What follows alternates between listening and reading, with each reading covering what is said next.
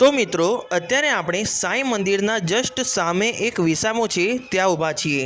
ત્યાં જય માળી પદયાત્રી સેવા કેન્દ્ર છે જેમનું હાલ 29મું વર્ષ ચાલે છે।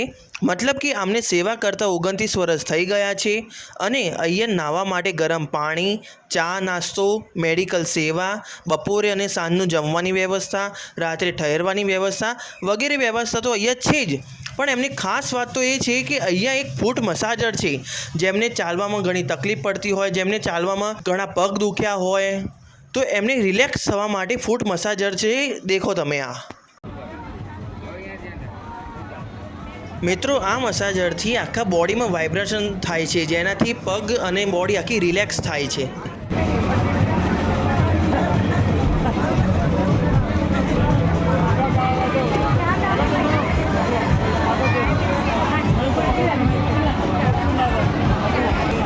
તો મિત્રો, આ બેને કર્યું હતું, તો અમને જ પૂછે કે કેવો રહ્યો એમનો એક્સપિરિયન્સ, જેનાથી આ એકદમ બહુ વાઇબ્રેશન વધારે થતું હતું।